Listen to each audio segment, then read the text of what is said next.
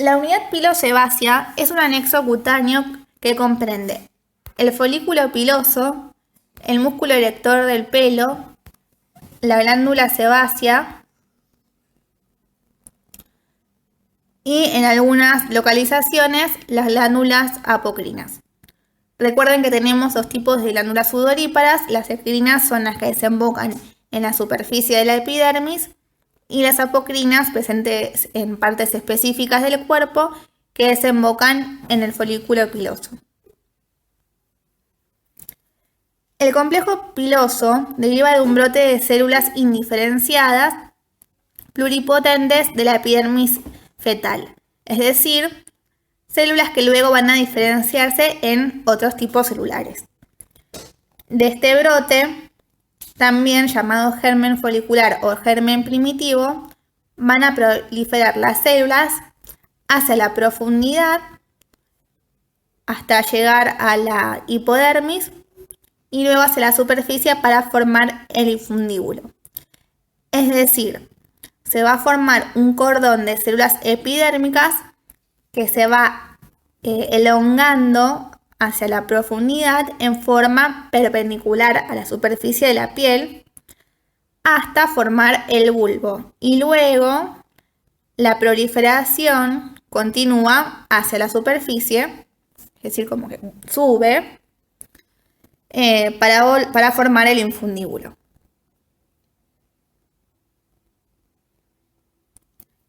Pasamos a la estructura del folículo piloso. Tenemos la vaina radicular externa, que es aquella prolongación de la epidermis que rodea todo el folículo piloso. Dijimos que las células que formaban el germen primitivo en el feto eran indiferenciadas y pluripotentes. Entonces se van a diferenciar algunas formando la vaina externa, otras la glándula sebácea, la glándula apocrina y el bulbo, que es la protuberancia. La protuberancia o el bulbo es un ensanchamiento de la vaina radicular externa en la que se va a insertar el músculo piloerector. Entonces, la vaina radicular externa crece hacia abajo, se ensancha para formar el bulbo piloso. Y en el bulbo piloso se inserta la papila folicular que corresponde a dermis perianexial. Lo podemos nombrar como papila folicular o papila dérmica. No es exactamente, la misma que tenemos en la zona de la dermis papilar, porque digamos esa va a estar delimitando, ¿no? O va a estar en la zona más cercana a la epidermis, y en este caso la estructura del folículo piloso es más profunda, pero sigue siendo dermis, sigue siendo una papila dérmica, pero en el folículo piloso, como estructura de la unidad pilosebácea. Entonces, la papila dérmica,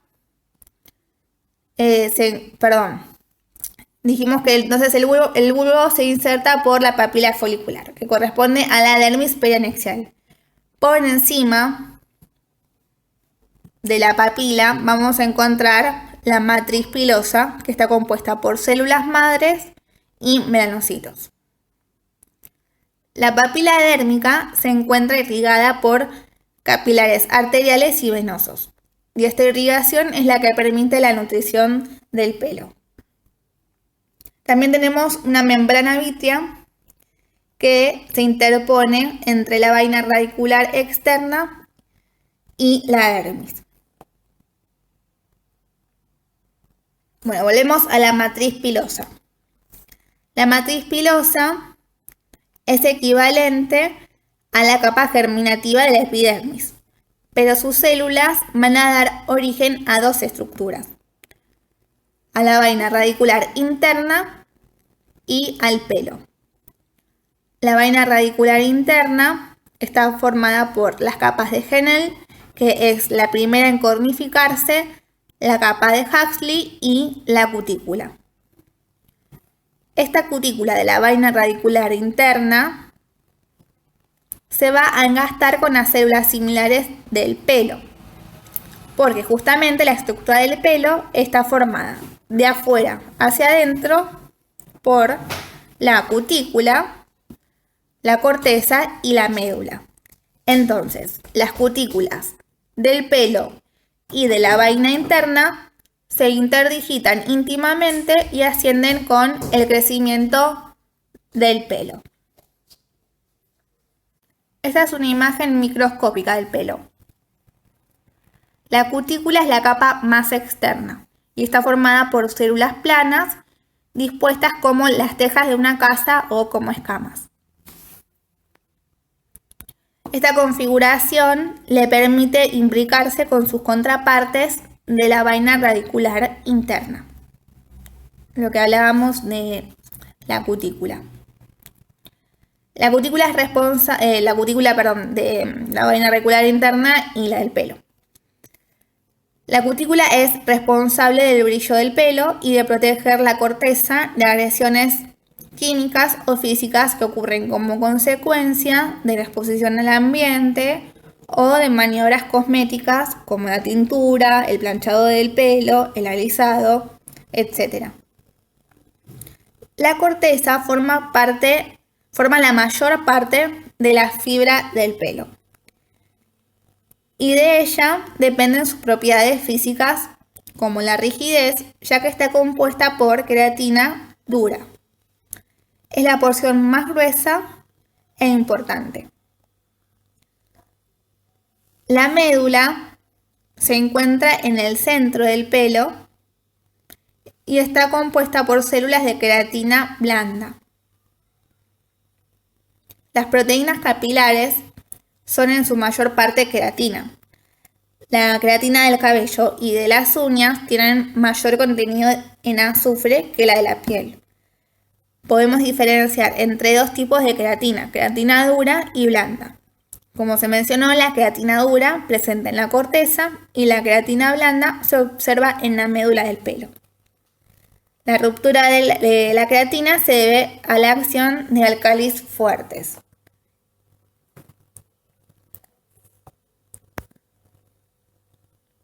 El pelo está presente en todo el cuerpo excepto en palmas y plantas y en el torso de las falanges. El folículo piloso puede ser dividido anatómica y funcionalmente en dos segmentos. El segmento superior corresponde a la porción permanente, ya que no es afectada por el ciclo normal del pelo. Y el segmento inferior es la porción transitoria, ya que es la que involuciona activamente durante el proceso de ciclo del pelo de acuerdo. Así los folículos están en la fase anágena, catágena o telógena.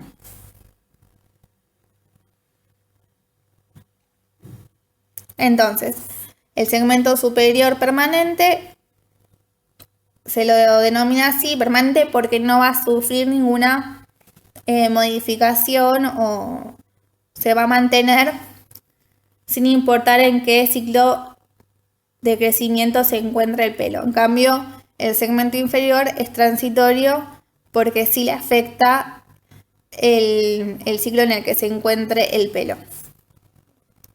El segmento superior está formado por el infundíbulo y el istmo. El infundíbulo se extiende desde el ostium folicular, que es el orificio por donde sale el pelo al exterior, hasta la desembocadura de las glándulas sebáceas. La parte de la epidermis que atraviesa el infundíbulo hasta el ostium se denomina acrotriquio. El istmo se continúa desde la desembocadura de las glándulas sebáceas, es decir, desde donde termina el infundíbulo, hasta el sitio de inserción del músculo erector del pelo, que es la protuberancia o el bulbo. El segmento inferior es el segmento inconstante con ciclos y que involuciona casi totalmente en los estadios telógeno y catágeno. Anatómicamente se extiende desde la inserción, desde el músculo erector del pelo, es decir, desde el istmo hasta el bulbo piloso inclusive. Entonces tenemos dos componentes, el tallo y el bulbo. El tallo, que no debe confundirse con el tallo piloso o el pelo propiamente dicho, va desde donde finaliza el istmo hasta la franja de Adamson. La franja de Adamson corresponde a la zona de transición donde la vaina radicular interna y el pelo pierden sus células nucleadas. Es decir, en la franja de Adamson termina la zona queratogénica. Por debajo de la franja de Adamson está el bulbo piloso. El bulbo piloso está la población de células matriciales y melanocitos que rodean la papila dérmica. Es la zona con más actividad mitótica y metabólica y es responsable de la pigmentación y generación del pelo. Por debajo de la franja de Adamson y por encima de la matriz pilosa se extiende la franja de Eyberg. Las funciones del pelo son la protección de rayos solares en el cuero cabelludo, actúa como filtro que impide el paso de irritantes en las narinas, protege al ojo del sol y de las gotas del sudor, esto corresponde al pelo de las cejas y las pestañas, reduce la fricción de áreas intertriginosas y contribuye a la percepción de estímulos táctiles. Fases de crecimiento del pelo. La actividad de cada folículo es individual, cíclicamente programada y en 3 fases. Las fases de crecimiento cíclico del pelo terminal son la fase anágena, que es la fase de crecimiento, la fase catágena, que es la fase de involución o regresión, y la fase telógena, que es la fase de reposo. Cada fase dura de 2 a 8 años, 2 a 3 semanas y 1 a 4 meses respectivamente. La fase anágena es la fase de crecimiento del tallo piloso.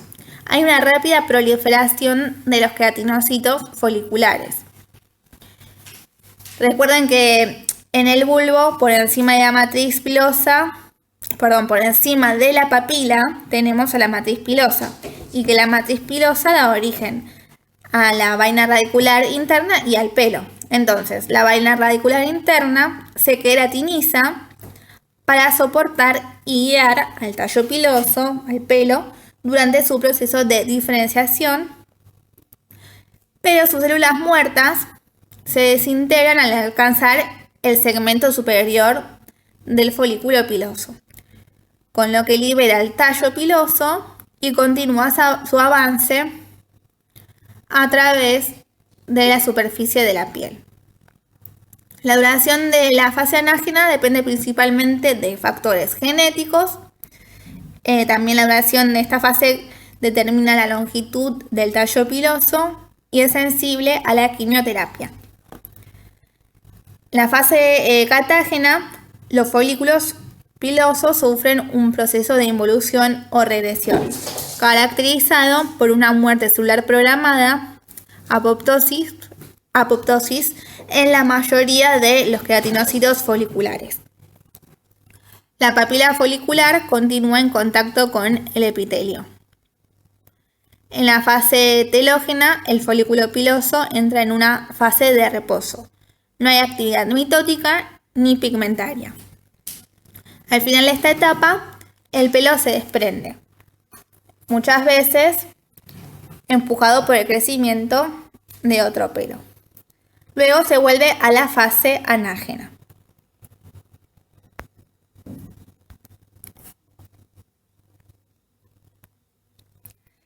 Con respecto a la inervación, tenemos fibras sensoriales que rodean el folículo piloso y forman una red. También encontramos terminaciones nerviosas libres, células de Merkel y corpúsculos de Ruffini. Se van a liberar neuromediadores y neuropéptidos que influyen en los queratinocitos foliculares. El disco piloso está constituido por una almohadilla dérmica ricamente vascularizada, cubierta por epidermis que contiene células de Merkel. Está inervado por un grueso nervio mielinizado, cuyas raíces desmielinizadas terminan en la parte baja de la epidermis y en la almohadilla dérmica. Y se lo considera como un mecanorreceptor de adaptación lenta. Pigmentación del pelo. Interpuestos entre las células germinativas en la cúspide de la papila se disponen los melanocitos, que transfieren su pigmento a las células de la corteza del pelo. El color del pelo depende de la cantidad y distribución de melanosomas. Y las células madres de los melanocitos también se ubican en el bush, en la protuberancia. Los pelos se diferencian entre sí según su sitio de localización, sensibilidad a andrógenos, longitud, grosor, forma y color. En su crecimiento no influye la frecuencia de rasurado o corte del pelo, y el pelo crece aproximadamente 1 centímetro por mes. Podemos distinguir 3 tipos de cabello: lanugo, vello y pelo terminal. El lanugo es el primer cabello que se forma en la vida uterina. Es un cabello sin pigmento y muy fino. El vello es un cabello delgado, con escasa pigmentación y corto, menos de 1 centímetro, el cual reemplaza al lanugo en la mayor parte de las zonas corporales donde se encontraba este. No existe este tipo de cabello en las zonas donde hay un cabello terminal. Es decir, una vez que ya perdimos el lanugo, vamos a tener vello y pelo terminal. Pero donde hay vello, no hay pelo terminal. Bueno, pasamos a la descripción del pelo terminal. Al finalizar la vida uterina, el lanugo se pierde. Y en zonas como el cuero cabelludo, cejas y pestañas se desarrollan cabellos pigmentados, medulados, gruesos, resistentes y relativamente largos. Son los primeros cabellos terminales elaborados por el folículo piloso. Según el estímulo hormonal, tenemos pelo que es asexual, independiente de hormonas, y sexual, que tiene un estímulo de origen adrenal o gonadal. Los estrógenos prolongan la fase anágena. Las hormonas tiroides aumentan el crecimiento. Los glucocorticoides retardan la fase anágena. Y son los andrógenos los que tienen mayor influencia. El desarrollo inicial del pelo, cabeza, rostro y en extremidades, es igual en ambos sexos y no es muy hormonodependiente. Este sería entonces el pelo asexual, que es independiente de hormonas y que es igual en ambos sexos. En la adolescencia se produce el llamado segundo cabello terminal, como respuesta a la aparición de andrógenos de origen adrenal y gonadal. Los de origen adrenal son andrógenos débiles y son comunes a varones y mujeres. Controlan la conversión de vello en pelo terminal, en axilas y el triángulo pubiano inferior. Los andrógenos de origen gonadal son los andrógenos fuertes, forman pelo terminal postpuberal en los varones, en la barba, en el esternón, en el tronco y en el triángulo pubiano superior.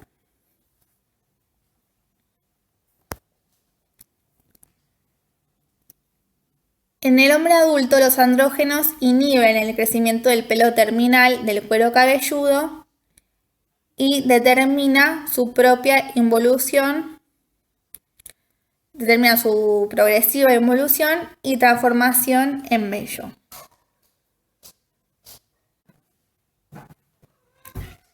El músculo erector del pelo se extiende desde la protuberancia hasta la epidermis,